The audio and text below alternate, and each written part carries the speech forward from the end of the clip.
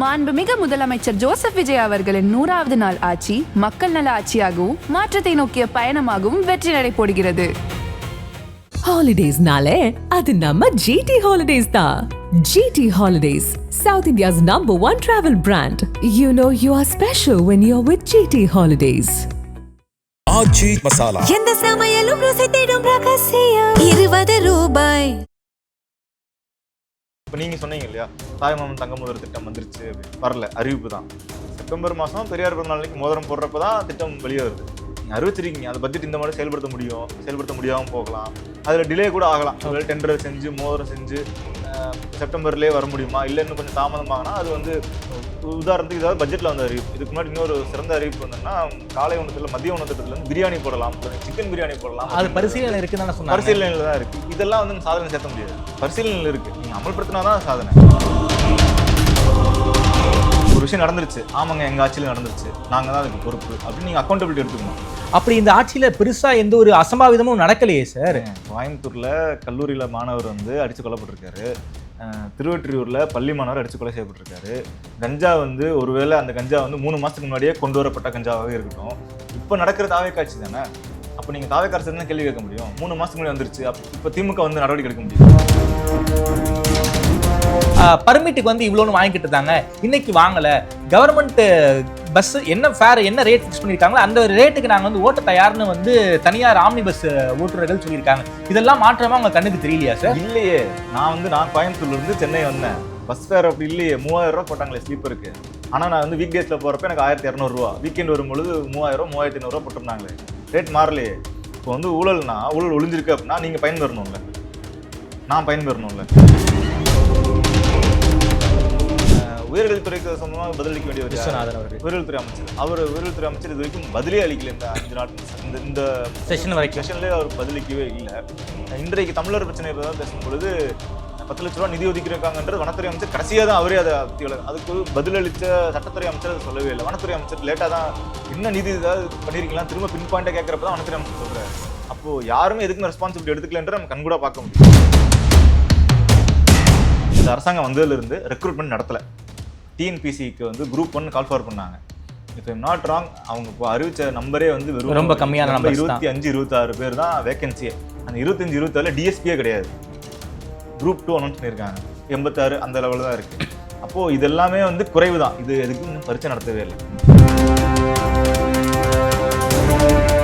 ஆதனையர்களுக்கு அன்பு வணக்கம். இன்று நம்மோடு பத்திரிகையாளர் திருமிகு பிரபாகர் தமிழரசு அவர்கள் நம்மோடு உள்ளார். வணக்கம் பிரபாகர் சார். வணக்கம் தமரை. நலமா இருக்கீங்களா? நல்லா இருக்கேன். அதாவது தாவேக அரசாங்கம் ஆட்சிக்கு வந்து ஒரு 100 நாள் ஆயிடுச்சு. ஆட்சி அதிகாரத்திற்கு புதுசு, நிர்வாகத்துக்கு புதுசு. ஒரு 100 நாள் ஆட்சியை வச்சு அவர்களை வேலிடேட் பண்ணக்கூடாதுங்கிறது என்னுடைய பர்சனலாக நான் வந்து நினைக்கிறேன் சார். அதையும் மீறி 100 நாள் அவங்க வந்து மிகப்பெரிய அளவில் விளம்பரம்லாம் கொடுத்து கொண்டாடி இருக்காங்க. ஒரு பத்திரிகையாளராக தாவேக ஆட்சி இந்த 100 நாளை எப்படி பார்க்குறீங்க? என்ன விஷயங்களில் மாற்றம் கொண்டு வந்திருக்காங்க? எந்த விஷயங்களில் தாவேக அரசு அவங்க மாற்றிக்கணும்? உங்களுடைய பார்வை என்ன சார் 100 நாள் அரசாங்கத்தை பற்றி? 100 நாளில் வந்து நிறைய செஞ்சிருக்க கூடும். ஒருவேளை எக்ஸ்பீரியன்ஸ்டு பார்ட்டியாக இருந்தால் நம்ம வந்து அந்த அளவுக்கு எதிர்பார்க்கலாம். ஒருவேளை திமுகவோ 100 நாளில் இருந்திருந்தா அவங்களோட இதை ஒப்பிடவே முடியாது. 100 நாள் எந்த ஆட்சிக்கும் 100 நாள் எடுத்துட்டோம்னா இவங்க செஞ்சிருக்க அப்படியே ஒப்பிட்டு பார்த்தோம்னா திமுக இருந்தாலும் சரி, அதிமுக அவங்களுடைய முதல் 100 நாட்களோட தாவேக்கோட 100 நாட்கள் ஒப்பிட்டு பார்த்தோம்னா அவங்க செஞ்ச திட்டங்களாகட்டும், அறிவுறுத்தின அறிவிப்புகளாகட்டும், இதெல்லாம் குறைவு தான். இன்னும் அவங்களோட நிலைப்பாடுகளில் தடுமாற்றங்கள் நிறைய இடங்கள்ல பார்க்க முடியுது. ஆனால் பாசிட்டிவான அம்சம்னு பார்க்கும்பொழுது அவங்க அவங்களுக்கு ஒரு இன்டென்ஷன் இருக்குது, கரப்ஷன் இல்லாமல் இருக்கணும் அப்படின்ற அவங்களோட இன்டென்ஷனாக இருக்குது. ஆனால் அது எவ்வளோ தூரம் வந்து கொண்டு போக முடியும். ஆனால் அதுக்கான முனைப்புகள் எடுத்திருக்காங்க. உதாரணத்துக்கு டாஸ்மாகில் வந்து நிறைய ரிஃபார்ம்ஸ் கொண்டு வந்திருக்காங்க. 10 ரூபா வாங்கக்கூடாதுன்றதுல வந்து வாங்கக்கூடாதுன்னு சொல்லி அவங்களுக்கு வந்து சேலரி ரிவிஷன் பண்ணி, அப்புறம் பாட்டில் ரீஃபண்ட் எடுக்கிறதுன்னு சொல்லி நிறைய, அப்புறம் ஆன்லைன்லேயே நீங்கள் பே பண்ணிட்டு போய் வாங்குங்க. அப்போது முடிஞ்ச அளவுக்கு எப்படியெல்லாம் அதை கட்டுப்படுத்தலாம், அந்த கிரவுண்ட் லெவலில் இருக்குது, கிராஸ் ரூட் லெவலில் இருக்க கரப்ஷனை வந்து கண்ட்ரோல் பண்ணுறதுக்கு அவங்கள்ட்ட ஒரு இன்டென்ஷன் இருக்குது. அதுக்கான ரிஃபார்ம்ஸ் எடுக்கிறாங்க. பட் ஆனால் அது வந்து இன்டர் ரிசல்ட் இன்னைக்கே கிடைச்சிருக்குமான்னு கேட்டால் அவங்களுக்கு தெரியாது. ஷோ இன்னொரு 1 மாதத்தில் தெரியலாம், இல்லை ஒரு வருஷம் தெரியலாம். It's a long process. அது ஒரு பெரிய ப்ராசஸ். ஆனால் அதுக்கான முனைப்பு அவங்கள்ட்ட இருக்குது, அவங்களுக்கான இன்டென்ஷன் இருக்குது அப்படின்னு நம்மளால் பார்க்க முடியுது.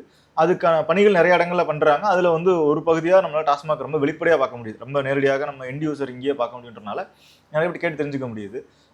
மற்றும் பத்திரப்பதிவுகள்லையோ அவங்க சொல்கிறது 3 செக்டார் பெருசாக எய்ம் பண்ணுறது வந்து பத்திரப்பதிவு, டாஸ்மாக் மற்றும் மைன்ஸ். ஆனால் இந்த பத்திரப்பதிவு துறையிலையோ அல்லது மைன்ஸ்லையோ வந்து நம்மளால் அதை அவ்வளோ வெளிப்படையா, ஏன்னா சாமானியை நாங்க போய் ஆக்சஸ் பண்ண முடியாது. இன்னும் அது வந்து சின்ன காசு இல்லை. இங்க 10 ரூபா 20 ரூபான்றது நம்மளுக்கு எளிமையா தெரிஞ்சிடும். அது பெரும் கோடி கணக்குல வந்து புலங்குற இடத்துல வந்து அது ஒரு நம்ம படத்துல காமிக்கிற மாதிரியோ அல்லது நம்ம யோசிச்சோம்னா எப்படி பத்திர ரெஜிஸ்டர் ஆஃபீஸ்ல வந்து நேரடியாக ஒரு அதிகாரிட்டையோ இல்ல அமைச்சர்கிட்ட அங்க உட்காந்து காசு வாங்கிட்டு அப்படியான பிசினஸ் கிடையாது. அது என்டையர்லி டிஃப்ரெண்ட் பால் கேம் அது. அதனால அதெல்லாம் இவங்க முனைப்பு காமிக்கிறாங்கன்னு சொல்றாங்க, இன்டென்ஷனா சொல்றாங்க. பட் அதெல்லாம் வந்து கன்வெர்ட் ஆயிருக்கா அப்படின்னு நமக்கு தெரியல. ஓகே. ரெண்டாவது கரப்ஷன்லயே இன்னும் நீட்டிச்சு போனோம்னா இவங்க வந்து ஒயிட் பேப்பர் நான் கொண்டு வரோம். இன்றைக்கு நம்ம பேசிட்டு இருக்க இன்றைக்கு செவ்வாய்க்கிழமைல இன்னைக்கு வந்து நெடுஞ்சாலைத்துறையுடைய வெள்ளை அறிக்கை நாங்க கொடுப்போம். அதுல வந்து 20% இருந்து 36% வரை வந்து இன்க்ரீஸ் இருக்கு அப்படின்னு அவர் சொல்றாரு. ஆனா அப்படி எல்லாம் யாரும் உயர்த்த முடியாது, இதுபடிதான் பண்ண முடியும், அது வந்து அவங்க கையிலே கிடையாது, ROR படிதான் பண்ண முடியும், SOR அதுபடிதான் பண்ண முடியும் அப்படின்னு முன்னாள் அமைச்சர் அவர்களும் விளக்கம் கொடுக்குறாரு. ஆனா அவங்க என்ன பழைய ரேட்டையே நாங்க ஃபாலோ பண்றோம், இன்னும் புது ரேட்டுக்கு வரல, நாங்க வெள்ளை அறிக்கை கொண்டு வரோம், அதுல வந்து 20ல இருந்து ஒரு இதுக்கும் வந்து இந்த மாதிரி வேரியேஷன் இருக்கு. நாங்க ஆட்சிக்கு வந்ததுக்கு பிறகு ஏதால 20 டெண்டருக்கு வந்து 20 திட்டங்களுக்கான டெண்டரை வந்து ரத்து பண்ணி கேன்சல் பண்ணியிருக்கோம். திரும்பவும் நாங்க டெண்டர் விட்டதுல எங்களுக்கு போன வாட்டி நான் கொடுத்த தொகையை விட கம்மி தொகைக்கு எங்களால் டெண்டரோட முடிஞ்சிருக்கு அப்படின்னு சொல்றாரு. அது எந்தெந்த திட்டங்கள் எவ்வளவு அதுல இதாச்சுன்றால வெள்ளை அறிக்கையில வரும் எதிர்பார்க்கிறோம். ஒருவேளை அப்படிலாம் அதெல்லாம் நடந்துட்டு இருக்கு பேக்ரவுண்ட்ல அப்படின்னா அது ஒரு குட் சைன். அது வந்து ஒரு நிதி வருவாயை உயர்த்துறதுக்கான குட் சைன். ஆனா இந்த அடுத்து விமர்சனமா பார்க்கணும் அப்படின்னா இந்த ஆட்சியில டிரான்ஸ்பரன்சி அப்படின்றது எதுலையுமே இல்லை, எந்த இதுலயும் டிரான்ஸ்பரன்சி இல்லை சுத்தமாக. எப்படி சார் சொல்றீங்க? எல்லாமே வந்து நமக்கு தெரியாது. உதாரணத்துக்கு முதல்வர் அவர்கள் கர்நாடகா போறார் அப்படின்றது எங்கேயுமே யாரும் அதிகாரப்பூர்வமா சொல்லவே இல்லை. அவர் போறாரு அப்படின்றதாகவும் அது ரத்து செய்யப்பட்டதும் அப்படின்றது நமக்கு எங்கேயுமே தெரியவே தெரியாது. சட்டமன்றத்தில் வைத்து எதிர்க்கட்சி தலைவர் அவர்கள் வந்து சட்டமன்றத்தில் கேள்வி எழுப்பினதுக்கு பிறகுதான் முதல்வர்கள் ஆமா நாங்க தான் அந்த கால் எடுத்தோம், அதுக்கப்புறம் இப்படி ஒன்று நடந்துச்சுன்னா என்ன பண்றதுலாம் கேட்டாங்க அப்படின்னு சொல்லி அவரே பதில் சொல்லிட்டு அப்புறம் நாங்க வந்து அதை ரத்து பண்ணோம் அப்படின்றாரு. அப்போ இது அதிகாரப்பூர்வமா முதல் முறை வேளாண் அமைச்சர் மட்டும் சொல்றாரு, மறுநாளே அவர் மறுக்கிறாரு. இல்ல அது முதல்வர் அலுவலகம் வந்து அதிகாரப்பூர்வமா சொல்லுவாங்க, அது ஆலோசனை இருக்கு அப்படின்னு சொல்லிட்டு கிளம்பிடுறாரு. அதுக்கு பிறகு எந்த அமைச்சரிடம் கேட்டாலும் எல்லாரும் வந்து முதல்வர்களும் அதிகாரப்பூர்வமா தெரிவிக்கணும், கடைசி வரைக்கும் அதிகாரப்பூர்வமா தெரிவிக்கல. சட்டமன்றத்தில் கேள்வி எழுப்பினதுக்கு பிறகுதான் ஆமா அப்படி ஒரு திட்டம் இருந்து ரத்து செய்யப்பட்டதுன்னு அவரா சொல்றாரு. அதற்கு முன்னதாகவே நமக்கு வந்து கர்நாடகா சிஎம் சொல்லிட்டாரு. ஆமா, DK சிவகுமார் பத்திரிகை சந்திக்கல ஆமா இவங்க செக்ரட்டரியில இருந்து சிஎம் ஆஃபீஸ்ல இருந்து என்கிட்ட கேட்டிருந்தாங்க, நாங்க அப்பாயின்மெண்ட் கொடுத்துருந்தோம், பாதுகாப்பு ஏற்பாடு வசதி தான் பண்ணோம்னு அவரு சொல்றாரு நமக்கு. அப்போ தமிழ்நாட்டுல நடக்கிற ஒரு தமிழக முதல்வர் ஒரு இடத்துக்கு பயணிக்கிறாரு அப்படின்ற விஷயத்த ஷெட்யூலோ அல்லது அது பாதுகாப்பு காரணங்களுக்காக நீங்க முழுமையா வெளியிட வேணாம். அப்படி ஒரு திட்டம் இருக்கு. இது ஒரு அந்த விஷயத்தை சொல்றதே வந்து ஒரு பக்கத்து மாநில முதல்வர் சொல்றாருன்னா நமக்கு ஷாக்கிங்கா இருக்கு. டிப்ளமேட்டிக் டாக் தானே இது. இது வந்து நம்ம மாநில முதல்வர் சொல்லி நம்ம மாநில அரசு சொல்லி நமக்கு தெரிஞ்சிருக்கு, நம்ம மக்களுக்கு தெரிஞ்சிருக்க வேண்டியது பக்கத்து மாநில முதல்வர் சொல்லி தான் நமக்கு தெரியுதுன்னா இருக்கு அப்படின்னு. இது ஒரு சின்ன எக்ஸாம்பிள் டிரான்ஸ்பரன்சிக்கு. அடுத்து ஃபார்ம் லோன் வேவர் ஆகட்டும். ஃபார்ம் லோன் வேவர் பார்த்தீங்கன்னா அவங்க சொன்னது முழுமையாக தள்ளுபடி பண்றோம் அப்படின்னு. சிறு விவசாயிகள் பெரு விவசாயிகள் எதுவும் சொல்லவே இல்லை. ஆனா முதல்ல வந்து 50,000னாங்க, அப்புறம் 75,000க்கு வந்து ஒரு ஸ்லாப் வச்சாங்க. 75,000 வரைக்கும் வாங்கினவங்களுக்கு ஃபுல் ஃபார்ம் வேவர்னு சொல்லியிருக்காங்க. ஆனா அவங்க சொன்னது வந்து மொத்தமாகவே தள்ளுபடி எல்லாத்துக்கும் தள்ளுபடின்ற சொல்லியிருந்தாங்க. அது மொத்தமா பண்ண முடியாததுக்கு ஒரு சிக்கல் இருக்குல்ல சார். கடந்த RBI வந்து ஒரு நோட்டிபிகேஷன் கொடுத்துருக்காங்க, நீங்க ஒரு கடன் தள்ளுபடி பண்றீங்க, ஒரு அரசாங்கம் பண்றீங்க அப்படின்னா ஒரு டைம் பீரியட் கொடுத்துருக்காங்க, அதுக்குள்ள ஒரு 60 நாளோ 70 நாளோ அதுக்குள்ள நீங்க வந்து மொத்தமா ரீபே பண்ணிடணும்னு சொல்லிட்டாங்க.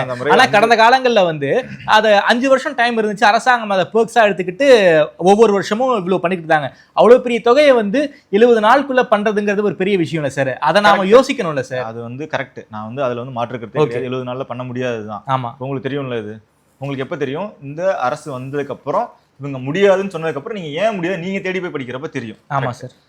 ஆனா இப்ப தாவேகா கட்சியாக இருக்கப்ப அவங்க கொடுத்த தேர்தல் வாக்குறுதி மார்ச் ஏப்ரல் மாதம் தான் வருது. ஆமா சார். தேர்தல் ஏப்ரல் மாசம் நடக்குது, மார்ச் மாசம் அவங்க தேர்தல் அறிக்கை கொடுத்தாங்க. வேணா ஜனவரி மாசமே அவங்க தேர்தல் அறிக்கை கொடுத்தான்னு வச்சுக்கலாம். இந்த நோட்டிபிகேஷன் எப்போ வந்தது? அது பல வருஷம், 2-3 வருஷம், ஒரு வருஷம். போன வருஷம் நவம்பர் மாசம், ஆகஸ்ட் மாசம், நவம்பர் மாசம் போன வருஷம் 2025 நோட்டிபிகேஷன் வந்துருச்சு. ஆமா, அப்போ உங்க தேர்தல் அறிக்கை கொடுக்குறப்பே உங்களுக்கு தெரியும்ல ஃபுல் ஃபார்ம் வேவர் பண்ண முடியாது, அது வந்து 2 மாசம் நம்ம திரும்ப கடன் அடைக்கணும். எப்படியும் அது சில பல கோடிகள் வரும், 2 மாசம் அடைக்க முடியாது தெரியும்ல. இல்ல நீங்க பல மாநில அடைக்க முடியாதுன்றலாம் கிடையாது, நீங்க நினைச்சா பண்ணலாம், அது வேற கதை. அதெல்லாம் வந்து மகாராஷ்டிரால பண்ணிருக்காங்க. அதை பண்ணிருக்காங்க. ஏன் இப்போ தாவேகா அரசு 3 முறை நீங்க மாத்திருக்கீங்களே. இப்போ முதல் முறை உங்களால முடியாதுன்னு தான் நீங்க, அப்ப அதே முடியாது பினான்சியலா முடியாதுன்னா அப்படியே தான் இருந்திருக்கணும். ரெண்டாவது ஒரு ரிஃபார்ம் ஒரு சேஞ்ச் கொண்டு வரீங்க. மூன்றாவதாக நேற்று முன்தினம் நினைக்கிறேன் 75,000 வரைக்கும் வாங்குறதுக்கு ஃபுல் ஃபார்ம் வேவர் பண்ணிருக்கீங்க. இப்ப முதல்ல அதுலயே வந்து ஃபுல் ஃபார்ம் வேவர் பண்ணாம இருந்தீங்க, முழுமையாக தள்ளுபடி பண்ணிருக்கீங்க. அப்ப இதுலயே 3 சேஞ்ச் இருக்கு. அப்ப இதுல ஒரு தடுமாற்றம் இருக்குன்றதா. இது ஒரு இன்எக்ஸ்பீரியன்ஸ்ட் கவர்மெண்ட் பார்ட்டி எல்லாரும் ஃபர்ஸ்ட் டைமர்ஸ் அப்படின்றதுனால வெளிப்படுறது. சார் இது அமைச்சர்கள் கிட்ட பிரச்சனை இருக்கலாம், அமைச்சர்கள் கிட்ட அந்த தடுமாற்றம் இருக்கலாம், பியூரோக்ராட்ஸ் எதுக்கு சார் இருக்காங்க? அவங்க சொல்லலாமே சார் நம்ம பண்ண முடியும், பண்ணிருக்கலாம். அவங்க பியூரோக்ராட்ஸ் என்ன பிரச்சனை இருக்கு? பியூரோக்ராட்ஸ்க்கு பிரச்சனை கிடையாது. அதுதான் வந்து கவர்னன்ஸ்ல இருக்கிறது வந்து நீங்க எல்லாமே பியூரோக்ராட் சொல்லி அமைச்சர்கள் இது பண்றது. சார் நான் சாமானியனாவே கேட்கிறேன் சார். ஆட்சிக்கு வந்திருக்காங்க, நிர்வாகத்துக்கு இவங்க புதுசு கிடையாது, ஒரு ஜாம்பவான் கிடையாது, இப்பதான் வராங்க. It's learning process sir. அந்த இடத்த அதிகாரிகள் தான் சார் அவங்களை வழி நடத்தணும். கவர்னன்ஸ்ல இருக்கிறது அவங்க தான், அதிகாரிகள் தான். கவர்னன்ஸ்ல அதிகாரிகள் எப்பவுமே ரிஸ்க் எடுக்க மாட்டாங்க. ஏன்னா அவங்க கவர்மெண்ட் சர்வன்ட்ஸ். அவங்க வந்து ஒரு ரிஸ்க் எடுத்துட்டா அந்த பொறுப்பு அவங்களுக்கு இல்லை. இப்போ உங்களுக்கு அக்ரி செக்ரட்டரி யாருன்னு தெரியுமா? தெரியாது. தெரிய வேண்டிய அவசியம் இல்லை. ஆனா அக்ரி மினிஸ்டர் யாரு? வினோத். ஆமா. அப்போ பொதுமக்களிடையே ரெஸ்பான்சிபிள் பர்சன் அவர் தான். ஆமா. அமைச்சர் யாருன்னு நமக்கு தெரியும். முதலமைச்சர் இப்ப யாரும் ஆட்சியில் பிரச்சனை யாரை கேள்வி கேட்பாங்க? முதல் கேள்வி முதல்வர் தான் கேட்பாங்க. தாம்பரத்தில் ஏதோ சட்ட ஒழுங்கு பிரச்சனைன்னு யாரை கேட்பாங்க? சட்ட ஒழுங்கு சார்ந்த அமைச்சர் முதலமைச்சர் தான் கேட்பாங்க. தாம்பரம் கமிஷனர் தான் வந்து நடவடிக்கை இருக்குல்ல. தாம்பரம் லோக்கல் அந்த ஸ்டேஷன்ல இருக்க இன்ஸ்பெக்டருக்கு ஏன் தெரியலன்னு கேட்க மாட்டாங்க. ஸோ அந்த ரெஸ்பான்சிபிலிட்டியும் அக்கௌண்டபிலிட்டியும் அமைச்சர்களுக்கு தான் இருக்கு. அப்போ இவங்க தான் என்ன பண்ணுவாங்கன்னா, என்னோட டிமாண்ட் இதுதான் பண்ணணும், எனக்கு இது பண்ணணும்னா எனக்கு எண்ட் ரிசல்ட் இதுதான் வேணும், இதுக்கு என்ன பண்ணணும்னு சொல்லுங்க நீங்க, இல்லை இது எவ்வளவு தூரம் பண்ண முடியும்னு சொல்லுங்க அப்படின்றது அமைச்சர்கள் தான் அதை முன்னெடுத்து வைக்கணும். ஓகே. அவங்க வச்சதுக்கப்புறம் அதிகாரிகள் அவங்க ஒரு 3 ப்ராசஸ் சொல்லுவாங்க. இல்லை சார் இது பண்ணணும்னா இவ்வளோ ஃபண்டு வருது, இவ்வளோ ஃபண்டு தேவைப்படும், இந்த அளவுக்கு பண்ணால் இவ்வளோ ஃபண்டு தேவைப்படும், இதுக்கு இவ்வளோ ஃபண்டு தேவைப்படும், அப்போ இந்த ஃபண்டு இவ்வளோ தேவைப்படுதுன்னா அது நம்ம எங்க இருந்து எடுக்கலாம், எவ்வளோ காலகட்டத்தில் நம்ம திரும்ப கட்ட முடியும் அப்படின்றது அதிகாரிகள் அவங்க பிளான் கொடுப்பாங்க. அப்போ அமைச்சர்கள் இல்லை ஒரு வேலை வந்து இல்லைங்க அவ்வளோதான் பண்ண முடியும், 75,000 ஒரு உதாரணத்துக்கு 75,000 ஃபார்ம் லோனில் ஒரு 30,000 நம்ம பண்ண முடியும்னு சொன்னால், இல்லை நீங்கள் ரீவொர்க் பண்ணிட்டு வாங்க, ஒருவேளை 75 பண்ணணும் அப்படின்னா என்ன பண்ண முடியும், வாய்ப்பே இல்லாமல் இருக்காது. ஏன்னா 3 முறை மாற்றிருக்க வாய்ப்பு இருக்குல்ல. அப்போ என்ன பண்ணிட்டு வாங்க, எடுத்துட்டு வாங்க அப்படின்னா அவங்க ஒரு பிளானோட வருவாங்க. நீங்க இப்போ இந்த பிளானுக்கு வந்து ஃபினான்ஸ் செக்ரட்டரிட்டையும் அந்த டிபார்ட்மெண்ட் செக்ரட்டரி வேற எந்த டிபார்ட்மெண்ட்ல எக்ஸ்ட்ரா நம்மளால வந்து ஃபண்டை வந்து கொஞ்சம் காம்பன்சேட் பண்ணிக்க முடியும், இல்லை மத்திய அரசுலேருந்து எப்போ ஃபண்ட் வரக்கான வாய்ப்பு இருக்கு, அப்போ இந்த ஃபண்ட் எடுத்து நம்ம பயன்படுத்திட்டு மத்திய அரசு ஃபண்ட் வந்தோம்னா நம்ம அங்கே மாற்றோம். இந்த ரொட்டேஷன் தான் டிபார்ட்மெண்ட் உள்ள இருக்கிறது தானே. அப்போ இதுதான் வந்து அமைச்சர்கள் சொல்லி தான் வாங்க முடியும். இது வந்து தாவேக்கா அரசுக்கு மட்டும் கிடையாது, எல்லா அரசு காலகட்டங்களையும் அமைச்சர்கள் தான் முடிவெடுப்பாங்க. முதல்வர் தான் முடிவெடுப்பார், அந்த அமைச்சர் முடிவெடுப்பார். அந்த முடிவுக்கு என்ன பண்ண முடியும், என்ன சாத்தியக்கூறுகள், என்ன நிர்வாக ரீதியாக என்ன சாத்தியக்கூறுகள் இருக்கு அப்படின்றது மட்டும்தான் வந்து அதிகாரிகள் சொல்ல முடியும்.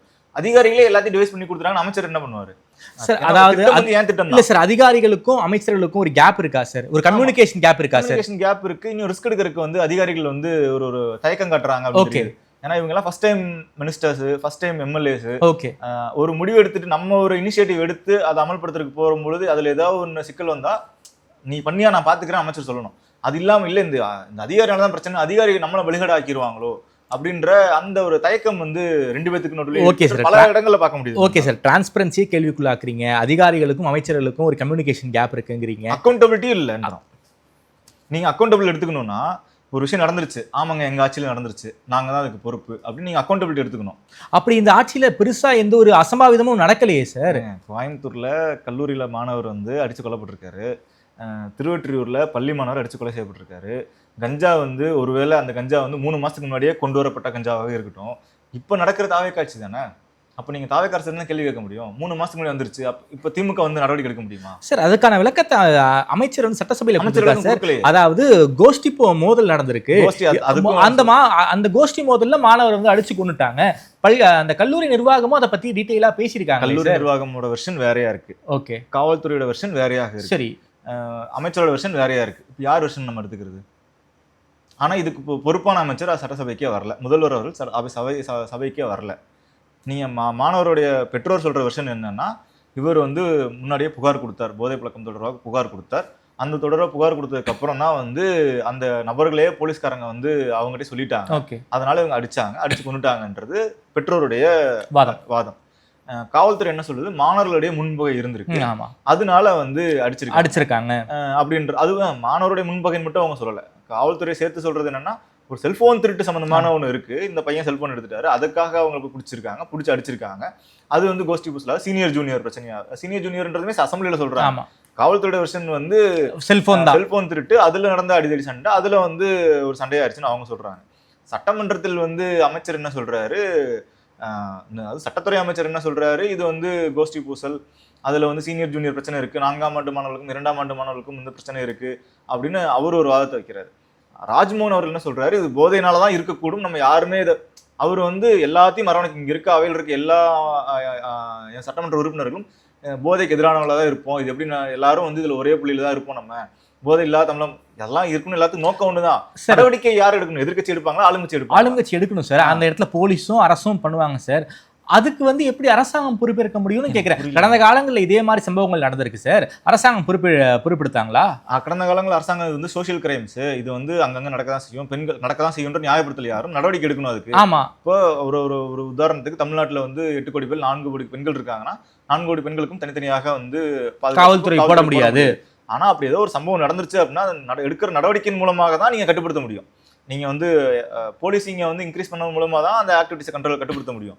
அப்போ இதெல்லாம் வந்து சோஷியல் கிரைம்ஸ் எல்லாத்தையும் இண்டிவிஜுவல் கிரைம்ஸை மாற்றக்கூடாதுன்றது ஆளும் தரப்பா இருக்கப்போ இதுக்கு முன்னாடி அதிமுகவும் சொல்லியிருக்கு, திமுகவும் சொல்லியிருந்திருக்கு, கடந்த ஆட்சியில அதான் சொல்லியிருக்காங்க. ஆனால் நீங்க ஆட்சிக்கு வர்றதுக்கு முன்னாடி அதுக்கு எல்லாத்துக்கும் முதல்வர் தான் பொறுப்பு, அதுக்கெல்லாம் வந்து ஆட்சியில் இருக்கவங்க தான் பொறுப்பு நீங்க சொன்னீங்களா? அப்போ அதெல்லாம் நீங்க தானே செய்யணும். நீங்க தான் ஒரு கிளைம் வைக்கிறீங்க, அப்போ உங்ககிட்ட கொடுக்குறாங்க, இந்தாங்க சாவி கொடுத்து பண்ணுங்கன்ற. நான் ஒரு வீட்டு சாவியை திறக்க ட்ரை பண்றேன், ஒரு வீட்டை பூட்டை திறக்க ட்ரை பண்றேன். நீங்க என்ன சொல்றீங்க? அந்த இவருக்கு வந்து திறக்க தெரியலன்னு சொல்றீங்க.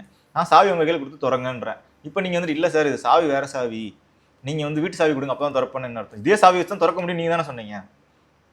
அப்ப அதே வாதம் உங்க அதே என்ன விமர்சனம் நீங்க வச்சுக்கணும், அதே விமர்சனம் உங்களை நோக்கி வைக்கிறாங்க. அப்ப நீங்க பதில் அளிக்க வேண்டிய இடத்துல தான் நீங்க தான் இருக்கீங்க. அரசு நீங்க தான். நீங்க என்ன கேள்வி கேட்டாலும் அரசாங்கத்தில் இருக்கவங்க தான் பதில் அளிக்க முடியும். எதிர்கட்சியினர் வந்து அவங்க சொல்லுவாங்களா, இல்லைங்க இது வந்து அவங்க வந்து வேற பிரச்சனைகளால அவங்களுக்கு சின்ன பசங்களுக்கான சண்டை அப்படின்னு அரசு எதிர்கட்சி சொல்லுமா? எதிர்கட்சி மக்கள்கிட்ட அந்த பாதிக்கப்பட்டவங்க கேட்கறாங்க, அவங்க ஒரு கருத்து சொல்றாங்க, அதை எடுத்துட்டு வந்து அவையில வச்சு நீங்க பதில் சொல்லுங்கன்னு கேட்கறாங்க. டிரான்ஸ்பரன்சி இல்லை, அக்கௌண்டபிலிட்டி எடுத்துக்க மாட்டேங்கிறாங்க, அதிகாரிகளுக்கும் அமைச்சர்களுக்கும் கம்யூனிகேஷன் கேப் இருக்கு. அதாவது நிறைய விட குறைய சொல்றீங்களே சார். 100 நாள் தான் சார் ஆட்சி வந்திருக்காங்க. ஆட்சி அமைப்பதற்கே அமைப்பாங்களா மாட்டாங்களான்னு ஒரு மிகப்பெரிய ப்ராசஸ் சார்.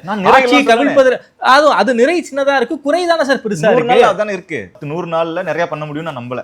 ஆனா நீங்க இப்ப இருக்க நெகட்டிவ் எல்லாம் இருக்கிறதா சொல்ல முடியும். அக்கௌண்டபிலிட்டி இல்ல, அவங்க ரெஸ்பான்சிபிலிட்டி எடுத்துக்கிறது இல்ல, அக்கௌண்டபிலிட்டி இல்ல. அதாவது நீங்க குறைதான் சொல்றீங்க சார் இந்த ஆட்சியை. அப்ப நிறைகள் இருக்குன்னு நீங்க நம்புறீங்க? நிச்சயமா இருக்கு இந்த ஆட்சி. நான் சொல்ற ஒரு 10 நிறைகள் நீங்க சொல்லுங்கன்ற சார். முதல் நிறைய வந்து பார்ட்டி ஃபண்டுங்கிற கலாச்சாரத்தை ஒழிச்சிருக்காங்க சார். ஊழல்ங்கிற கலாச்சாரத்தை ஒழிச்சிருக்காங்க சார். லோ லெவல் கரப்ஷனை ஒழிச்சிருக்காங்க சார். இதெல்லாம் உங்க கண்ணுக்கு தெரியவே தெரியலையா? பார்ட்டி ஃபண்டுன்ற வார்த்தை எங்க இருந்து வந்துச்சு? கடந்த காலங்களில் திமுக ஆட்சி காலத்தையும் வாங்கியிருக்காங்க, அதிமுக காலத்தையும் வாங்கியிருக்காங்க. யார் மேல வழக்கு போட்டிருக்கீங்க பார்ட்டி ஃபண்ட் வாங்கினாங்கன்னு இது வரைக்கும்? சார் இப்பதான் சார் நடந்தது. இப்பதான் ஆட்சிக்கு 100 நாள் ஆயிருக்கு சார். செந்தில் பாலாஜி வீட்டுல ரைடு போயிருக்காங்க சார். ஏவாவளி வீட்டுல ரைடு போயிருக்காங்க சார். அதுக்கான மெட்டீரியல் அவங்க கிட்ட கலெக்ட் பண்ணிருக்காங்க. நிச்சயம் வழக்கு போடுவாங்க. எந்த எஃப்ஐஆர்ல பார்ட்டி ஃபண்ட் எழுதிருக்காங்க? ஏவாவளி வீட்டுக்கு ரைடு போனாங்களா? ஆமா போனாங்க. பார்ட்டி அது எதன் அடிப்படையில போனாங்க? நெடுஞ்சாலைத்துறையில ஊழல் நடந்திருக்கு. யார் போட்ட வழக்கு? அந்த வழக்கு யார் கண்டுபிடிச்சா? அந்த வழக்கு அறப்போர் இயக்கம் கண்டுபிடிச்சிருக்காங்க. அறப்போர் இயக்கம் கண்டுபிடிச்சாங்க. நீங்க தாவேக்கா கண்டுபிடிக்கல சார். திமுக ஆட்சியிலையும் திமுக டிவிஎஸ்சி கண்டுபிடிக்கல சார். அறப்போர் இயக்கத்துடைய எஃப்ஐஆர் தான் சார் அவங்க வழக்கு பதிவு செஞ்சு முன்னாள் அமைச்சர்கள் வீட்டுக்கு ரைடுக்கே போனாங்க. போட்டாங்க.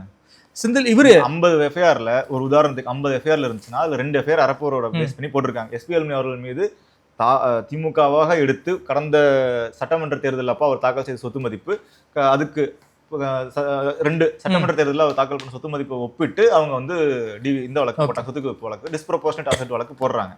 இது திமுக அரசாக அவங்க டிவிஎஸ்சியில் இருக்கவங்களா ஆய்வு பண்ணி இப்படி இருக்க பல அமைச்சர்கள் மீது வழக்கு போட்டாங்க. ஓகே, தாவேக்கா வந்ததுக்கு அப்புறம் இப்ப சொல்றாங்கல்ல பார்ட்டி ஃபண்டு குற்றச்சாட்டு சொல்றீங்க, லீக்கேஜ் சொல்றீங்க, டாஸ்மாக் சொல்றீங்க. இது எல்லாம் யார் போட்டா யார் கண்டுபிடிச்ச வழக்கு? நீங்க சொன்னீங்க இல்லையா, ஏவாவேலு அவர்கள் மீது அறப்போர் கொடுத்த புகார் ஒன்று. இரண்டாவதாக இவர் மீது எஃப்ஐஆர் போட்டாங்க. யார் மீது? செந்தில் பாலாஜி அவர்கள் மீது எஃப்ஐஆர் போட்டாங்க. செந்தில் பாலாஜி டாஸ்மாக் அதிகாரிகள் மீது. அது யார் கண்டுபிடிச்சா? அது இடி ரைடு நடத்தி. ஆமா, அந்த இடி ரைடுக்கே முதல்ல அடிப்படை இல்லைன்னு சொல்லி தான் கோர்ட்ல இருந்து வழக்கு ஸ்டே போட்டிருக்காங்க. அந்த இடி அதாவது அடிப்படை இல்லாத எந்த அடிப்படையும் இல்லாமல் ஒரு வழக்கு பதிவு பண்ணுது இடி. அந்த வழக்கின் மீது ஒரு ரைடு நடத்துறாங்க. அந்த ரைடுல அவங்க எதுவும் கண்டுபிடிக்கலாம் இல்ல, பிரஸ் ரிலீஸ் மாதிரி ஒன்று கொடுப்பாங்களா, அது வந்து சார்ஜ் ஷீட்டோ அதெல்லாம் போடாம ஒரு அறிக்கை வந்திருக்கும், இதெல்லாம் இருந்திருக்கும்னு எடுத்திருப்பாங்க ரைடு பண்ணதுக்கு அப்புறம். அதை அடிப்படையாக கொண்டு ஒரு எஃப்ஐஆர் போட்டிருக்காங்க. இதுல தாவேக்கா டிவிஎஸ்சியை வச்சு என்ன கண்டுபிடிச்சாங்க? நீங்க சொல்ற பார்ட்டி ஃபண்ட் இருக்கு. சார் இப்பதானே சார் எஃப்ஐஆர் போட்டாங்க. எஃப்ஐஆர் போடல, பார்ட்டி ஃபண்டுக்கு எஃப்ஐஆர் இல்ல. அரசகுமார் நீங்க சொல்லுவீங்க, அரசகுமாருக்கு வழக்கு வந்து பார்ட்டி ஃபண்ட் வழக்கு இல்ல. அரசகுமார் தொடர்பான வழக்கு வந்து அவங்க சார்ந்த சங்கத்துக்கு நான் அரசகுமார் நீங்களே வந்துட்டீங்க சார். அதாவது அரசகுமார் விஷயம் நான் அதை விட்டுட்டேன்னு நினைக்கிறேன் சார். அதாவது கடந்த ஆட்சி காலத்துல வந்து தனியார் பள்ளிகளுக்கு அங்கீகாரம் வாங்குவதற்கு பெரிய அளவுல பணம் கொடுத்துருக்காங்க. இப்போ அவங்க என்ன சொல்றாங்க, இன்னைக்கு வந்து நாங்க பணமே வாங்கல, கவர்மெண்ட் எங்களுக்கு வந்து ஃப்ரீயாவே பண்ணி கொடுத்துருக்காங்க, எந்த ஒரு பெரிய அளவுலையும் காசு வாங்கலைங்கிறாங்க.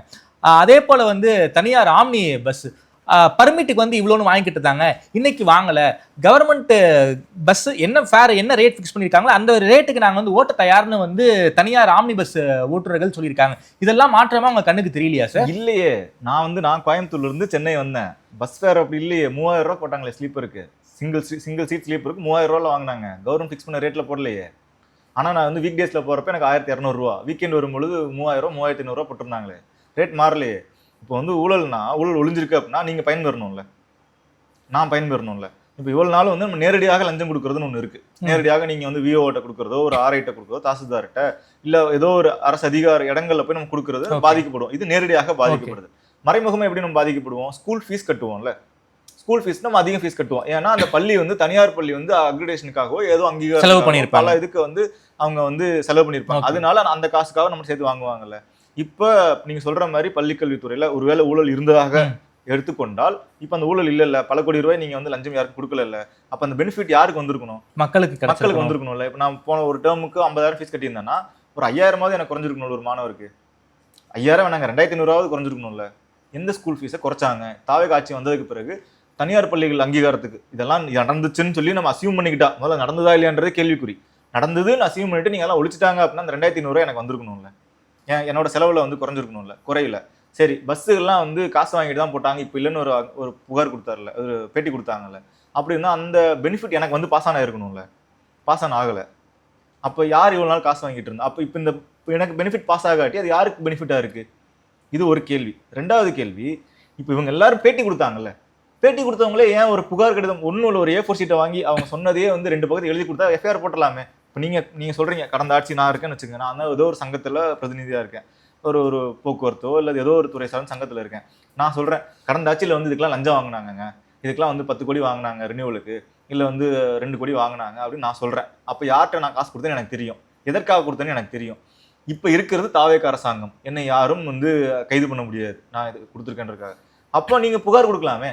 புகார் கொடுத்தா சார் அரசகுமார் விசாரிச்சுக்கிட்டு இருக்காங்க. அரசகுமார் கொடுத்தது வந்து லஞ்ச புகாரே இல்லைங்க. அரசகுமார் புகார் கொடுத்தது வந்து அவங்க சங்கத்துக்குள்ள நடந்த ஒரு சண்டை. அவங்க ஒரு சங்கம் ஒன்று வச்சிருக்காங்க. ஆமா, அந்த சங்கத்தை வந்து யார் நிர்வகிக்கிறது? அவங்க சங்கத்துக்குள்ள நடந்த ஒரு பணம் சார்ந்த விஷயங்கள், கையாடலோ அல்லது வந்து சீட்டிங்கோ அல்லது அது அவங்களுக்குள்ள வாங்கின சண்டை. இதுல அரசகுமார் தான் கைது பண்ணாங்க. அரசகுமார் அவர் அந்த தனியார் பள்ளிகள் சங்கம், ஆமா, அவர் கைது பண்ணியிருக்காங்க. ஏன் அதிகாரிகள் ஏன் இங்க வரவே இல்லை? அதிகாரிகள் மீது என்ன வழக்கு பண்ணி போட்டீங்க? அமைச்சர் மீது ஏன் வழக்கு வரவே இல்லை? அரசகுமார் கைது பண்ணி எவ்வளவு நாள் ஆச்சு? ஓகே சார், கனிம வள கடத்தல் பெரிய அளவில் இல்லையே சார், கேரளாவுக்கு நாங்கள் வந்து அனுப்ப மாட்டோம், அரசாங்கம் வந்து முடிவு எடுத்திருக்காங்க, அதை எடுத்து வழக்கு வரைக்கும் போயிருக்காங்க. அது கடத்தல் இல்லையே, நீங்க வந்து சேல் தானே. சேல் தான் சார், அதுல வந்து எவ்வளவோ லீக்கேஜ் இருக்கு, அதெல்லாம் வந்து ஒழிக்கணும்னு பாக்குறாங்க. அதுவும் தவறான, அது வந்து நரேட்டிவ். அவங்க அந்த ஜியோல என்ன போட்டிருக்காங்க அப்படின்னா, தமிழ்நாட்டில் இது வந்து ஒரு மேனேஜ்மெண்ட்னு வச்சுக்கோங்களேன். நீதி மேலே இப்போ உதாரணத்துக்கு நம்ம ஊரில் வந்து ஒரு 50 லட்சம் பால் பாக்கெட் இருக்குன்னு வச்சுக்கோங்க ஸ்டாண்டர்டாக. இப்போ இந்த 50 லட்சம் பால் பாக்கெட் இருக்குது அப்படின்னா வெளி மாநிலங்களுக்கு நம்ம வந்து ஒரு 30 லட்சம் பால் பாக்கெட் கொடுத்துட்ருக்கோம். 20 லட்சம் ஸ்டாண்டர்டாக நமக்கு வந்துகிட்டு இருக்கு. அப்போ திடீர்னு என்ன ஆகுது, இங்கே இந்த 20 லட்சத்தை தாண்டி நமக்கு திடீர்னு ஒரு 2 லட்சம் எக்ஸ்ட்ரா தேவைப்படுது அப்படின்னு வச்சுக்கலாம். இல்லை வெளி மாநிலத்தில் இருக்க ஆர்டரை வந்து ஒரு 5 லட்சம் எக்ஸ்ட்ரா கேட்குறாங்க அப்படின்றப்போ நம்ம அந்த எக்ஸ்ட்ராவாக அனுப்புவோம் இல்லையா மற்ற மாநிலங்களுக்கு. அப்போ நம்ம மாநிலத்தோட தேவையை பூர்த்தி பண்ணாமல் நம்ம வெளி மாநிலங்களுக்கு வியாபாரத்துக்காக அனுப்புறதை வந்து கட்டுப்படுத்தணும் அப்படின்றது. அப்போ வெளி மாநிலம் அனுப்பி இங்கே தட்டுப்பாடு ஏற்பட என்ன ஆகும்? பிரச்சனையாகுன்றத விட இதோட விலை ஏறும். ஆமா, நீங்க வந்து 20 லட்சம் தேவைப்படுற இடத்துல 17 லட்சம் தான் இருக்கு, 3 லட்சம் இல்லைன்னா அப்ப என்ன பண்ணுவான்? 17 லட்சத்துக்கு விலை ஏற்றினா வாங்குறவங்க வந்து கம்மியாக தான் வாங்குவாங்க. அப்போ இதுலேயும் லாபம் எடுக்க முடியுன்றனால இது நடக்கும்.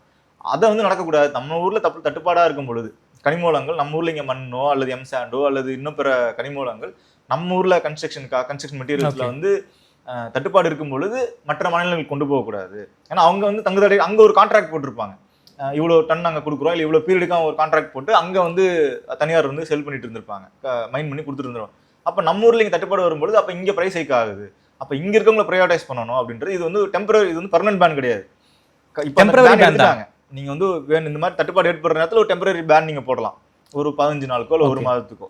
அதுக்கப்புறம் நீங்கள் அதை ரிவோக் பண்ணிக்கலாம். ஆக்சுவலி இந்த பேனே வந்து கான்ஸ்டிடியூஷனலா அப்படின்ற ஒரு கேள்வி இருக்கு. ஏன்னா நீங்க இப்ப உதாரணத்துக்கு இங்க இருக்க விளைவிக்கிற காய்கறியில கர்நாடகாவுக்கு அனுப்புறோம், கர்நாடகாவில் இந்தியா முழுக்க இருக்க பல்வேறு மாநிலம் காய்கறி அனுப்புறோம், நெல் அனுப்புறோம், பல்வேறு பொருட்கள் அனுப்புறோம். மற்ற மாநிலங்கள் பல்வேறு பொருட்கள் நம்ம மாநிலத்துக்கு வருது. இதே மாதிரி இப்போ நீங்க கனிமூலத்துக்கு ஒரு ஸ்டாண்ட் எடுக்கிறீங்க, நாளைக்கு வந்து அந்த மாநிலம் வந்து நாங்க தயாரிக்கிற பொருளை நாங்க தான் வச்சுக்குவோம், நாங்க முடிவு எடுக்கிற நாங்க கொடுக்குறப்பதான் நாங்க மற்ற அந்த மாநிலத்துக்கு கொடுப்போம்னு சொல்லி அவங்களும் ஸ்டாண்ட் எடுத்தாங்கன்னா இது மாநிலங்களுக்குள்ள ஒரு பிரச்சனை வரல. இது கான்ஸ்டிடியூஷன்ல இது வந்து வேலிடா? இது வந்து சாத்தியமா? இது வந்து நீங்க சொன்ன மாதிரி சுப்ரீம் கோர்ட் போயிருக்காங்க அப்படின்னா அது வந்து அங்க நிக்குமா அப்படின்றது கேள்விக்குறிதான் அது. Okay sir. அதே போல வந்து இந்த அரசு அதிகாரிகள் அவங்க ப்ரமோஷனுக்கோ இல்ல பணியிட மாறுதலுக்கோ பெரிய அளவில் காசு வாங்குறது இல்லை. அப்படி ஏகப்பட்ட மின்துறையில ஏகப்பட்ட துறையில வந்து ப்ரமோஷன்ஸ்லாம் போட்டிருக்காங்க. பெருசா வந்து நாங்க காசு கொடுக்கல ஒரு விஷயத்த வைக்கிறாங்கல்ல. ப்ரொமோஷன் இந்த அரசாங்கம் வந்து ப்ரொமோஷன் போடல ஒண்ணு. அதாவது மின்சார வாரியத்துல வந்து பெரிய ப்ரமோஷன்ஸ் போட்டிருக்காங்களே சார். 148 பேர் அப்பாயின்மெண்ட் போட்டாங்க. ஆமா சார். 140 பேர் அப்பாயின்மெண்ட்டை வந்து டிஎன்பிசி இந்த அரசாங்கம் வந்ததுல இருந்து ரெக்ரூட்மெண்ட் நடத்தல. டிஎன்பிசிக்கு வந்து குரூப் 1 கால் ஃபார் பண்ணாங்க. இஃப் ஐம் நாட் ராங், அவங்க இப்போ அறிவிச்ச நம்பரே வந்து வெறும் ரொம்ப கம்மியான நம்பர், 25-26 பேர் தான் வேகன்சியே. அந்த 25-26 டிஎஸ்பியே கிடையாது. குரூப் 2 அனௌன்ஸ் பண்ணியிருக்காங்க. 86 அந்த லெவலில் தான் இருக்கு. அப்போ இதெல்லாமே வந்து குறைவு தான். இது எதுக்கும் இன்னும் பரீட்சை நடத்தவே இல்லை, எல்லாம் அனௌன்ஸ்மெண்ட் தான். குரூப் 1 கால் ஃபார் பண்ணியிருக்காங்க, குரூப் 2 நோட்டிஃபிகேஷன் தான் வந்திருக்கு. எக்ஸாமே நடத்தல. எக்ஸாம் எடுத்ததுக்கப்புறம் அவங்க ரெக்ரூட் பண்ணுறதுக்கு இன்னும் 1 இயர் ஆகும். அப்போ இந்த 148 பேர் யாருன்னு கேட்டால் மின்துறை ஆல்ரெடி வந்து மின்துறையில் எங்களுக்கு இதெல்லாம் இந்தந்த பொசிஷனுக்குலாம் வேகன்சி இருக்குன்னு சொல்லி டிஎன்பிசியில் கொடுக்கணும். டிஎன்பிசி அதுக்கு நோட்டிஃபிகேஷன் வெளியிடுவாங்க. இதே மாதிரி குரூப் 1, குரூப் 2, குரூப் 3, குரூப் 4 ஆஃபீஸர்ஸ்க்கு நோட்டிஃபிகேஷன் வெளியிடுவாங்க. நோட்டிஃபிகேஷன் வெளியிட்டு பரீட்சை எழுதி பர்சனல் இன்டர்வியூ நடத்தி ஷார்ட் லிஸ்ட் பண்ணி இவங்கெல்லாம் வந்து சக்ஸஸ்ஃபுல் கேண்டிடேட்ஸ் அப்படின்னு சொல்லி 148 பேர் ஷார்ட் லிஸ்ட் பண்ணி வச்சிருந்திருக்காங்க. அது அப்பாயின்மெண்ட் ஆர்டர் கொடுக்கணும். கொடுக்கறதுக்கு முன்னாடி மாடல் கோட் ஆஃப் கான்டக்ட் வந்துருச்சு. திரும்ப அடுத்த புதிதாக ஒரு ஆட்சி அமைஞ்சிருக்கு. இந்த ஆட்சி வந்ததுக்கப்புறம் அந்த எடுத்து வச்சிருக்கா ஷார்ட் லிஸ்ட் யார், இதுக்கு முந்தைய ஆட்சி ஷார்ட் லிஸ்ட் பண்ணி வச்சிருந்த, இதுக்கு முந்தைய ஆட்சி தேர்வு நடத்தி ஷார்ட் லிஸ்ட் பண்ணி பேரெல்லாம் உறுதிப்படுத்தி வச்சிருந்த 148 பேர் தான் கொடுத்துருக்காங்க. இல்லை அந்த 148 பேர் நாங்கள் கொடுக்கல அப்படின்னு தாவேக்கா அரசு எங்கேயா சொல்லியிருக்காங்களா? நாங்கள் இதுக்கு முன்னாடி ஷார்ட் லிஸ்ட் பண்ணி வச்சிருந்தாங்க, நாங்கள் வந்ததுக்கப்புறம் பார்த்தோம் அந்த 148 பேருமே காசு கொடுத்துருந்துருக்காங்க முந்தைய அரசுக்கு, அதனால நாங்கள் வந்து ரீடெஸ்ட் நடத்தினாங்களா? இல்லை இல்லை அதனால அந்த 148 பேரும் நாங்கள் வந்து ரத்து பண்ணிட்டு நாங்கள் புதுசாக நாங்கள் ஒரு ரேட்டிங் போட்டோம் அப்படின்னு சொல்கிறாங்களா? இல்லை இல்லை இந்த 148 வேகன்சி நம்பர் அதுதான். இந்த கேண்டிடேட்ஸ் இருக்காங்களே இவங்க எல்லாம் வந்து முறைப்படி இல்லை. இவங்க எல்லாரும் வந்து அவங்களோட மார்க்கை விட ஒருவேளை உதாரணத்துக்கு ரேங்கிங்கில் வந்து அவங்க வந்து 200வது இடத்துல இருக்காங்க. ஆனால் காசு கொடுத்து 148வது இடத்துக்கு வந்து அவங்க அப்பாயின்மெண்ட் வாங்க பார்த்தாங்க. அதை நாங்கள் கண்டுபிடிச்சோம். அதனால அதெல்லாம் ரத்து பண்ணிட்டு நாங்கள் 148 பேர் புதுசாக நாங்கள் வந்து ஃப்ரெஷ் ரேட்டிங் போட்டு கண்டுபிடிச்சு எடுத்தோம். அப்படிதான் செலக்ட் பண்ண சொன்னாங்களா? இல்லை. அப்போ முந்தைய ஆட்சி காலத்தில் போட்டது அப்படியே நீட்டிப்பு தான் இது. நீங்கள் புதுசாக வந்து ரெக்ரூட்டே பண்ணலையே. நீங்கள் ரெக்ரூட் பண்ணதான் நீங்கள் காசு வாங்கலாம் இல்லைன்னு சொல்ல முடியும். நீங்கள் பண்ணது ஒன்று தான் வந்து பப்ளிக் ப்ராசிக்யூட்டர்ஸ் போடுறது, பிபி போடுறது. பிபி போடுறதுல நீங்கள் லஞ்சம் வாங்கிட்டு தான் பிபி போட்டீங்கன்னு சொல்லி தாவேக்கா நிர்வாகியே புகார் கொடுத்தாங்க. புகார் கொடுத்த நிர்வாகி கட்சியிலிருந்து நீக்கியிருக்காங்க. இப்போ இந்த தாவேக்கா அரசுக்கோ தாவேக்கா கட்சிக்கோ முழுமுற்றாக கரெக்டுன்னு நம்ம சொல்லவும் வரல. அவங்களுக்கு வந்து நோக்கம் இன்டென்ஷன் இருக்கு. இன்டென்ஷன் வந்து தலைமை லெவலில் இருக்கக்கூடும். அதில் சில இப்போ நம்ம சொன்ன மாதிரி டாஸ்மாக்லையோ அல்லது மற்ற நிறுவனங்கள் மற்ற இடங்கள்ல ஒரு முனைப்பு இருக்கு, இன்டென்ஷன் இருக்கு, அதுக்கு ஒர்க்கும் பண்ணிட்டு இருக்காங்க. ஆனால் அதுக்காக வந்து 100 நாட்கள்ல முழுமுற்றாக வந்து திரைப்படத்தில் காண்ற மாதிரி ஒரே படத்துல வந்து எல்லாம் நடந்து முதல்வரோ அமைச்சரோ நடந்து போக போக ரோடுலாம் வந்துருச்சுன்னு கிராஃபிக்ஸ்ல தான் பண்ண முடியும். கிட்டத்தட்ட 1 லட்சம் கோடி இன்வெஸ்ட்மெண்ட் வந்திருக்குன்னு சொல்லியிருக்காங்களே சார். இன்வெஸ்ட்மெண்ட் கிடையாது, அது திருத்தம். 1 லட்சம் கோடிக்கான புரிந்துணர்வு ஒப்பந்தம் சைன் பண்ணியிருக்காங்களே, ஒப்பந்தம் தான் அது. அந்த ஒப்பந்தத்தில் 1 லட்சம் கோடிக்கு அது வந்து கன்வர்ஷன் ரேட்டு எவ்வளோன்னு தெரியாது. கன்வர்ஷன் ரேட்டு நம்ம அதையும் உடனே எதிர்பார்க்க முடியாது.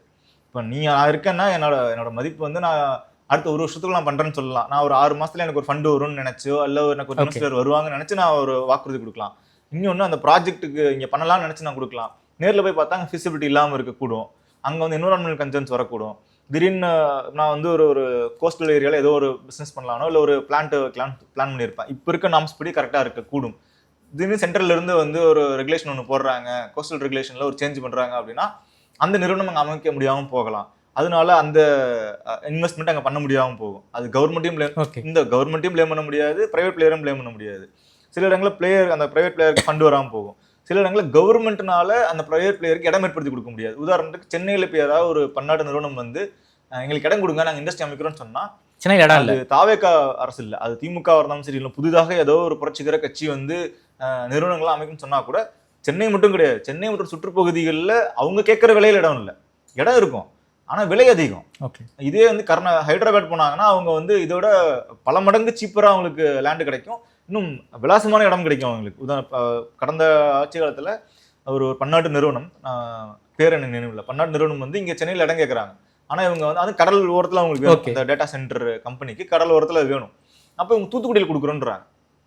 தூத்துக்குடியில் கொடுத்தா அவங்களுக்கு வந்து அது கடல் பக்கத்துலையும் இருக்கு அவங்களுக்கு, தூத்துக்குடி வேணும். ஆனால் அவங்க வந்து ஸ்டேட் ஹெட் குவார்டர்ஸாக இல்லை, அங்கே வந்து பன்னாட்டு விமான வசதி இல்லை. அப்போ சென்னையிலே தான் வேணுன்றாங்க. சென்னையில் அவங்க கேட்குற ரேட்ல இல்லை, அவங்க கேட்குற ரேட்ல நம்ம தூத்துக்குடியும் கொடுக்க முடியும். அந்த தூத்துக்குடியில கொடுக்குற விலையை விடவும் குறைவான விலைக்கு ஹைதராபாத்ல இடம் இருக்கு. ஓகே, அப்போ இன்வெஸ்ட்மெண்ட் ஆட்டோமேட்டிக்கா உங்களுக்கு வந்து ஹைதராபாத்துக்கு தான் தெலுங்கானாக்கும் வந்து ஷிஃப்ட் ஆகுது. இது கடந்த ஆட்சி காலத்திலும் இருந்தது, இந்த ஆட்சி காலத்திலும் அது நடக்கக்கூடும். அதனால இந்த 1 லட்சம்ன்றது ஒரு புரிந்துணர்வு ஒப்பந்தம். இது ஒரு டைனமிக்ஸ். நீங்க சொல்றத பார்க்கும்போது இந்த 100 நாட்கள்ல வந்து நிறைய விட குறையதான் சார் அடிக்கிட்டே போறீங்க. ஏன்னா இவங்க ப்ராமிஸ் பண்ணது அப்படி. இப்போ வேற யாரோ வேற ஏதோ ஒரு கட்சி XYZ வர்றாங்கன்னு வச்சுக்கோங்க.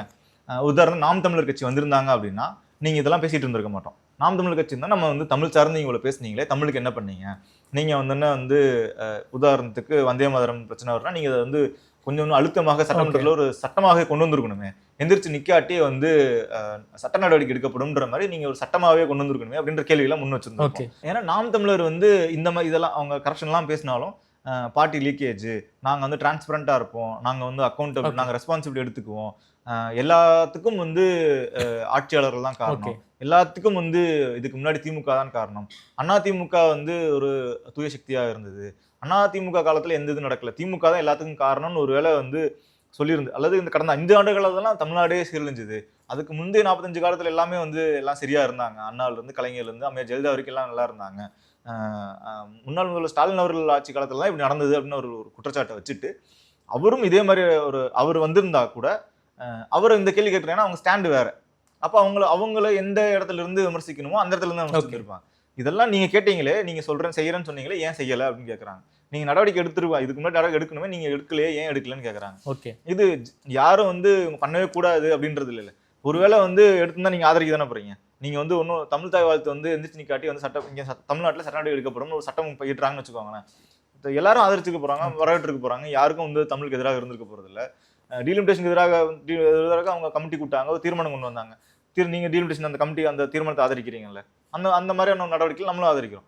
ஆனா அதுல என்ன ஐடியாலஜிக்கல் ஸ்டாண்டிங் இருக்கு, அதுல ஒரு குட்டி விமர்சனம் தான் இருக்கு. ஆனா நீங்க முழுமையாக நம்ம விமர்சிக்க போறதில்ல.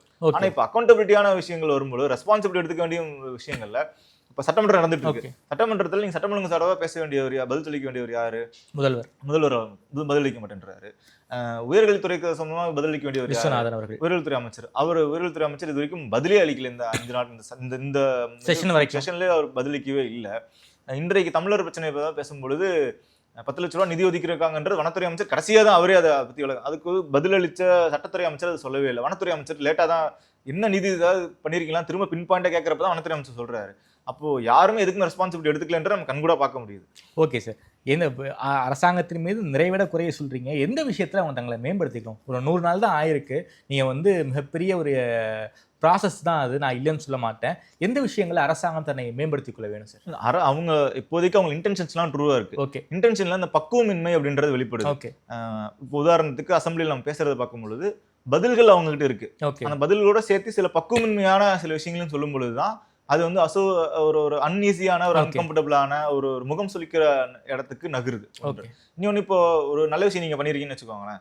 இப்போ உதாரணத்துக்கு இன்றைக்கு அமைச்சர் அவர்கள் சொன்னதே வந்து அது ஒரு ரிவீலிங்கான மேட்டர் தான். நீங்க கடந்த கால ஆட்சியில வந்து கடந்த முறை டெண்டர்ல எல்லாம் வந்து 20% வந்து 37% வரைக்கும் அதிகரிச்சிருக்கு, அதெல்லாம் நாங்க குறைச்சிருக்கோன்றது இது ஒரு பாசிட்டிவான அம்சம். இது வந்து வரவேற்கத்தக்கதுதான். ஆனா அது நீங்க என்ன டோன்ல சொல்றீங்க, நீங்க அதுக்கு அடுத்து நீங்க அதை எப்படி கனெக்ட் பண்றீங்க, அதுக்கு என்ன ஆதாரத்தை கொண்டு வர போறீங்க அப்படின்றது இருக்குல்ல, அதெல்லாம் வந்து பக்குவமா ஹேண்டில் பண்ணணும். ஒயிட் பேப்பர்ஸ் தெரிஞ்சிடும் சார். ஒயிட் பேப்பர்ஸ் தெரிஞ்சிடுமா, சொல்ல மாட்டேன்றீங்களே. இப்போ இதுதான் பிரச்சனை. நீங்க ஒயிட் பேப்பர் ஒயிட் பேப்பர் சொல்லணும்ல. சிஎம் அலுவலகம் வந்து இடமாற்றம் செய்யப்படுகிறது அப்படின்றது வந்து தெரியாது நமக்கு. பேப்பர்ல டெண்டர் வந்ததுக்கு அப்புறம் தான் தெரியுது. நீங்க இப்போ வரையும் சொல்லல. அப்புறம் அந்த டெண்டர்ல முறைகேடு இருக்குன்னு இன்னைக்கு 4 செய்தி வந்திருக்கு. அது தொடர்பாக இன்றைக்கு மதியத்துக்கு பிறகு இல்ல சார், இந்த மின்சாரத்துறை வெளியிட்ட ஒயிட் பேப்பர்ஸ்லயே என்ன நடந்திருக்குங்கிறத பத்தி விரிவா சொல்லியிருக்காங்க. மின்சாரத்துறை வெளியிட்டதுலயும் குறை சொல்லவே இல்லையா அவங்க கடைசி வரைக்கும். மின்சாரத்துறை வெளியிட்ட ஒயிட் பேப்பர்லையும் சரி, நிதித்துறை வெளியிட்ட ஒயிட் பேப்பர்லையும் சரி, நிதித்துறை செயலாளர் சொல்றாரு கடன் வந்து தப்பா எல்லாம் வாங்கல, கரெக்டா தான் வாங்கியிருக்காங்க. அதுல என்ன தப்பு, அந்த ஒயிட் பேப்பர்ல என்ன தப்பு இருக்கு? ஒயிட் பேப்பர் இன்ஃபேக்ட் என்ன சொல்லணும்னா கடந்த ஆட்சி காலத்துக்கு இவங்க கிரெடிட் தான் கொடுத்துருக்காங்க. அந்த ஒயிட் பேப்பர்ல ஒயிட் பேப்பர்ல எதையுமே அவங்க தப்பா சுட்டி காட்டவே இல்லையே. இப்போ பட்ஜெட் கூட்டத்தொடர் நடந்தது. பட்ஜெட் கூட்டத்தொடர்ல கடந்த ஆட்சி காலத்துல வந்து தேவையில்லாத நிதி வாங்கியிருக்காங்கன்னு ஏதாவது சுட்டி காட்டினாரு நிதி அமைச்சர்? சொல்லல. நிதித்துறை செயலாளர் பிரஸ் மீட் பண்ணாரு அந்த ஒயிட் பேப்பர்ல. அவர் கேட்கற கேள்விகள் பத்திரிகைகள் கேள்வி கேட்டாங்க, தேவையில்லாம இதுக்காக கடன் வாங்கியிருக்காங்களா அப்படின்னு. இல்ல, தேவையில்லாத கடன்லாம் எதுவும் வாங்கல, அந்த ஜிஎஸ்டிபிக்குள்ள அளவுல தான் வாங்கியிருக்காங்க, தேவையான திட்டங்களுக்கு தான் வாங்கியிருக்காங்கன்னு அவரும் வெளிப்படையா சொல்றாரு. இன்னொன்னு, அடுத்த 100 ஆண்டுகளுக்கு நிதித்துறை செயலாளர் அந்த 100 ஆண்டு கடன் வாங்க தான் முடியும், 100 ஆண்டுகள் வந்து கடனை குறைக்கவே முடியாது, இன்னும் அதிகரிச்சுட்டு தான் போகும்னு வெளிப்படையா சொல்றாரு. அப்போ ஒயிட் பேப்பருடைய பர்பஸ் என்ன அப்படின்றது இருக்குல்ல. அப்போ இதெல்லாம் இந்த டோன் அண்ட் டென்யூர் நீங்க ஒரு பாசிட்டிவான விஷயங்கள் பண்ணிட்டு இருக்கீங்கன்றப்போ கூடவே சேர்ந்து ஒரு 10 நெகட்டிவ் விஷயத்தை நீங்க கொண்டு வந்தீங்கன்னா பாசிட்டிவான விஷயம் மறைஞ்சு போயிருது. அப்ப இதெல்லாம் வந்து மாத்திக்கணும். இன்னொன்று அவங்க முனைப்பு தெரியுது. முனைப்பு வந்து உங்க லெவலில் மட்டும் இருந்தால் பத்தாது. அது இன்னும் பல்வேறு துறைகளில் இன்னும் ஊழல்லாம் முழுமையாகலாம் ஒளியல. இன்னும் வந்து யாரும் வந்து அரசு அலுவலாம் போனால் காசு கேட்காம இருக்காங்க அப்படின்லாம் அதெல்லாம் நம்ம பார்க்க இன்டென்ஷனலாக இவங்க சொல்றாங்க. இவங்க ஃபேஸ் வெளில எடுத்துக்கிறோம் அவ்வளோதான். ஆனால் கிராஸ் ரூட்ல குறைஞ்சிருக்குலாம் இல்லை. அப்புறம் மதுபான பாட்டிலுக்கு 10 ரூபாலாம் இப்போ யாரும் வாங்காமலாம் இல்லை. இப்போ 20 ரூபா வாங்குறாங்க. அதனால இன்டென்ஷன் வந்து உண்மையாக இருக்கு. அதை அமல்படுத்துறதுல வந்து நாங்கள் அமல்படுத்துறதுக்கு முன்னாடியே பண்ணிட்டோம் அப்படின்னு சொல்லக்கூடாது. நிதியமைச்சர் சொன்னார், இப்போ எங்களுக்கு ஆல்ரெடி வந்து 15,000 கோடி வந்து வந்துருச்சு, கஜானாக்கு வந்துருச்சு அப்படின்னாரு. வந்துருச்சா, ஸ்பிளிட்டப் கொடுங்க அப்படின்னு முன்னாள் நிதியமைச்சர் கேட்குறாரு. ஸ்பிளிட்டப் கேட்டானே இல்லை, ஸ்பிளிட்டப் இல்லை, இதெல்லாம் பண்ணனால வரும்னு நாங்கள் வந்து எதிர்பார்க்கிறோம் அப்படின்றாரு. இப்போ நீங்கள் சொன்னீங்க இல்லையா, தாய்மாமன் தங்க முதல் திட்டம் வந்துருச்சு அப்படின்னு. வரல, அறிவிப்பு தான். செப்டம்பர் மாதம் பெரியார் பிறந்த நாளைக்கு மோதிரம் போடுறப்ப தான் திட்டம் வெளியே வருது. நீங்கள் அறிவிச்சிருக்கீங்க, அந்த பட்ஜெட் இந்த மாதிரி செயல்படுத்த முடியாமல் போகலாம். டெண்டர் ஒருவேளை இந்த தாய்மாமன் தங்க முதல் திட்டம் வர்றதுக்கு வாய்ப்பு இருக்கு. ஏன்னா டெண்டருக்கு கோரிட்டாங்க, அதுல டிலே கூட ஆகலாம். ஒருவேளை டெண்டர் செஞ்சு மோதிரம் செஞ்சு செப்டம்பர்லேயே வர முடியுமா, இல்லை இன்னும் கொஞ்சம் தாமதமாகனா அது வந்து டிசம்பர்ல வரலாம், இல்லை அக்டோபர் காந்தி பிறந்த நாளுக்கு ஏதோ ஒன்று மாற்றலாம். ஒருவேளை தாமதமாச்சுன்னா அதுல ஏதோ டெண்டர் விட்டுட்டாங்கன்றாலும் முகாந்திரம் இருக்கு. எக்ஸ்டென்ஷன் பண்ணியிருக்காங்கன்றாங்க 6 to 8. இன்னும் தொடக்கம் இன்னும் ஆரம்பிக்கலாம் இல்லை, அறிவிப்பு தான் அதுவுமே. உதாரணத்துக்கு இதாவது பட்ஜெட்ல வந்து அறிவிப்பு. இதுக்கு முன்னாடி இன்னொரு சிறந்த அறிவிப்பு வந்தோம்னா, காலை உணவகத்துல மதிய உணவு திட்டத்துல இருந்து பிரியாணி போடலாம், குழந்தைங்க சிக்கன் பிரியாணி போடலாம். அது பரிசீலனை இருக்குன்னு சொன்னாங்க. பரிசீலனையில தான் இருக்கு. இப்போ இதெல்லாம் வந்து சாதனை சேர்த்த முடியாது, பரிசீலனையில இருக்கு. நீங்க அமல்படுத்தினாதான் சாதனை, அமல்படுத்தினாதான் அது பாசிட்டிவ் அம்சத்துல வரும். இப்பதான் சார் ஆட்சிக்கு வந்திருக்காங்க. நானும் எதுவும் சொல்லலையேங்க, நான் 100 நாள் என்ன பண்ணிருக்காங்கன்னு தானே சொல்ல முடியும். 100 நாள் ஆலோசிச்சது எல்லாத்தையும் பாசிட்டிவ்னு சொல்ல முடியாதுல்ல. 100 நாள் ஆலோசிச்சிருக்காங்க சார். அந்த அடி எடுத்து வச்சிருக்காங்களே சார், அதையே நான் வந்து ஒரு பாசிட்டிவ் நோட்டை பார்க்க முடியாது. இதுக்கு முன்னாடி ஆலோசிச்சிருப்பாங்களே. இதுக்கு முன்னாடி வந்து இதோட பெரிய ஆலோசனை நடந்திருக்கு. சிக்கன் பிரியாணி போடுறது இதே. இந்த சிக்கன் பிரியாணி ஆலோசனை வந்து பல ஆட்சிகள் நடந்திருக்கு. அதிமுக ஆட்சிகளையும் யோசிச்சிருந்திருக்காங்க, திமுக ஆட்சிகளையும் யோசிச்சிருந்திருக்காங்க. ஆலோசனை இல்லாத இதுலையும் நடந்திருக்கும். இப்போ காலை உணவு திட்டமே வந்து எடுத்தோடனே மாணவர்களுக்கு வந்து கீரை கொடுக்கணும், ஃபைபர் கொடுக்கணும், இன்னும் வந்து ப்ரோட்டீன் ரிச் ஃபுட் கொடுக்கணும்னு நினைச்சிருந்திருக்கலாம். ஆனா காலை உணவு திட்டம்ன்றது முதல் ஆட்சியிலே கொடுக்கணுன்றதெல்லாம் தேர்தல் அறிக்கையிலே கொடுக்கணுன்றதெல்லாம் ஆலோசனையில இருந்தது. ஆலோசனையில் இருந்ததுன்னு எனக்கு உங்களுக்கு தெரியும். எப்போ 2021க்கு முன்பாக தேர்தல் அறிக்கையிலேயே கொடுக்கணும். வந்ததுக்கு பிறகு செப்டம்பர் மாசம் கொடுக்கணும்லாம் இருந்தது. ஆனா கொடுக்கல. அவங்க தேர்தல் அறிக்கையிலே இல்ல. காலை உணவு திட்டம் தேர்தல் அறிக்கையிலே இல்ல. அப்ப ஆலோசிச்சிருந்தாங்க அப்படின்றக்காக நம்ம வந்து திமுக கொடுக்க முடியாதுல்ல. அதனால இப்பெல்லாம் ஆலோசனையில் இருக்கு. ஆலோசனை அளவு எல்லாமே நல்லா இருக்கு. Okay sir. அதாவது 100 நாட்கள்ல நிறைகளை தாண்டி குறைகள் பல விஷயங்கள் நீங்க சுட்டி காட்டியிருக்கீங்க. 100 நாள் தான் ஆயிருக்கு. இன்னும் 5 வருஷம் உங்க ஆட்சி வந்து சிறப்பா நடத்துவாங்கிற நம்பிக்கை இருக்கு. ஒரு 6 மாசம் கழிச்சு நம்ம இதை பத்தி நம்ம டிபேட் பண்ணுவோம். அதாவது அறிக்கை அளவுல இருக்கா, செயல் அளவுல இருக்காங்கிறத பத்தி பண்ணுவோம். இது இந்த அரசினுடைய பல்வேறு விஷயங்களை ரொம்ப சுட்டி காட்டி பேசியிருக்கீங்க. இந்த பேட்டி என்பது சம்பந்தப்பட்டக்கூடிய காதுகளுக்கு செல்லும்னு நினைக்கிறேன் சார். நேரம் கொடுத்து பேசியமைக்கு நன்றி பிரபாகர். நன்றி.